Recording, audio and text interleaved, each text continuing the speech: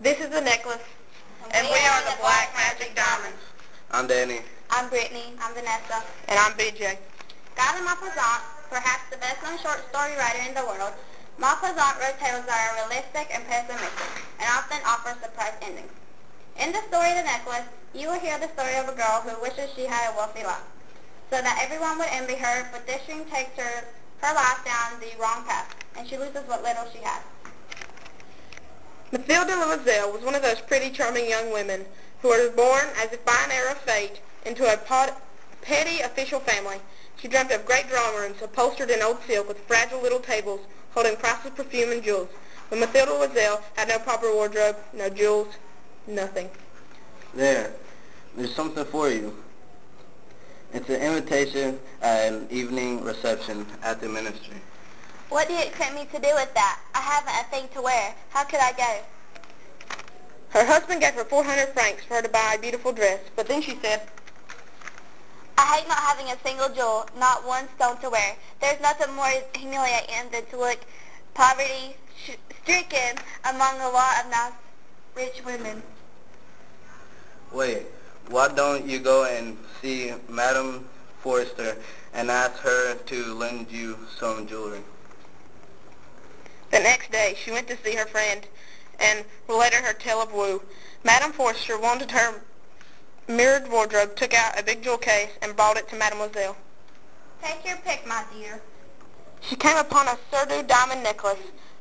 Her heart started beating with overwhelming desire. Could you lend me this one? Of course, my dear.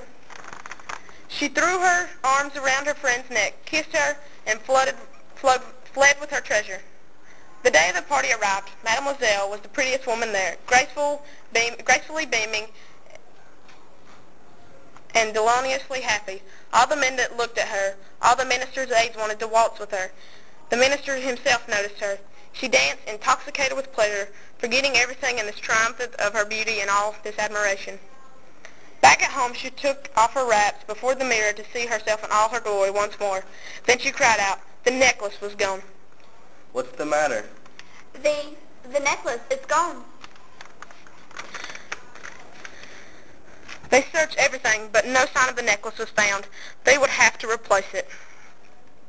The next day, they took the case in which it had been kept and went to a jeweler in a fashionable shop near the Palace Royal. They found a diamond necklace in which they decided was exactly the same. How much is this necklace, sir?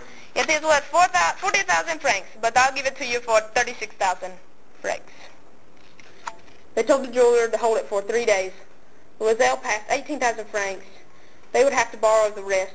When they possessed the 36,000 francs, they bought the necklace, and she returned it to Madame Forrester.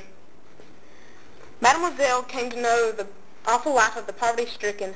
They moved into an attic under the roof. She came to know all the heavy household chores. She went to the grocer with her basket on her arms, bargaining, contesting each sovereign of her pitiful funds. They lived a harsh life for 10 years. One day she was strolling the street when she saw Madame Forrester, who was still young, still beautiful, so she went up to her. Hello, Jean. But, Madame, I'm sure you must be mistaken. No, I'm not. I'm Mathilde Loisel. Oh, my poor Mathilde, how you've changed. Yes, I've been through some hard times since I last saw you, and I've had plenty of trouble, and all because of you.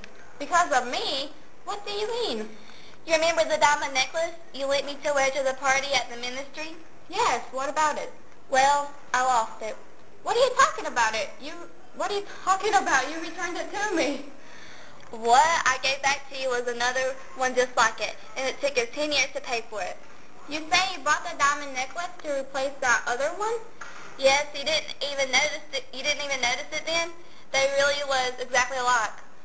Oh, my poor Mathilde. Mine was false. It was worth 500 francs at most.